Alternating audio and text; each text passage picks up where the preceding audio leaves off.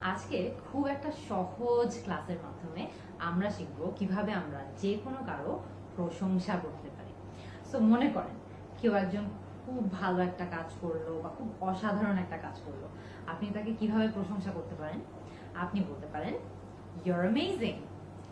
মনে করেন আমরা একটু ডিফারেন্টলি চিন্তা করি, কেউ একজন একটা কেক বানালো, কেকটা খুবই মজা হয়েছে, আপনি যদি সেটার প্রশংসা করতে চান তাহলে সেটা কিভাবে করবেন? The cake you baked was delicious.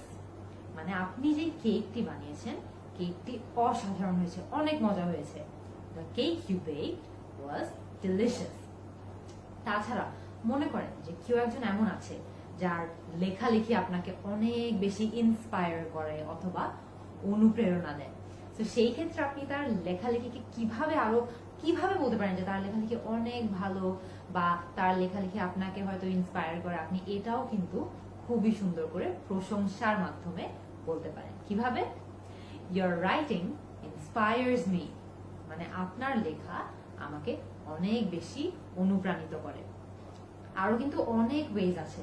আমরা আরেকটু হার্ড একটা টপিক নিয়ে চিন্তা করি। মনে করেন যে আপনারা অফিসে প্রেজেন্টেশন দিলেন, হয়তোবা আপনার কোনো একটা কলিগ প্রেজেন্টেশন দিল এবং সেই কলিগটা প্রেজেন্টেশন দেওয়ার পর আপনার সামনে আসলো এবং আপনি তাকে একটু প্রশংসা করতে চান, হয়তোবা বলতে চান যে তার প্রেজেন্টেশন অনেক ভালো হয়েছে। কিভাবে বলতে পারেন? Excellent job done with the presentation today. Excellent job done with the presentation today এর মানে হলো যে আজকে তোমার প্রেজেন্টেশনটি অনেক ভালো হয়েছে, খুবই ভালো কাজ করেছো।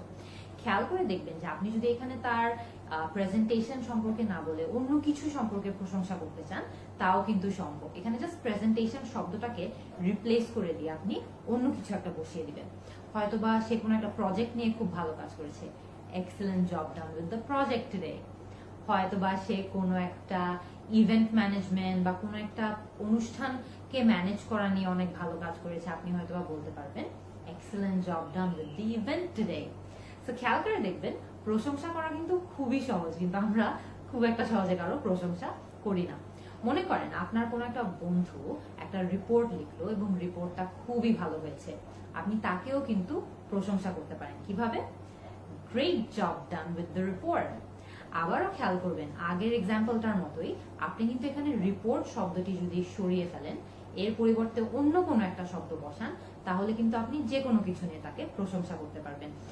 Great job done on the report এর বদলে আপনি বলতে পারেন great job done on the project. মনে করেন আপনার একজন ফ্রেন্ড আসলো এবং তাকে দেখতে আজকে অনেক সুন্দর লাগছে, আপনি যদি তাকেও একটু প্রশংসা করতে চান বা বলতে চান যে তাকে দেখতে সুন্দর লাগছে, আপনি কিভাবে বলতে পারেন?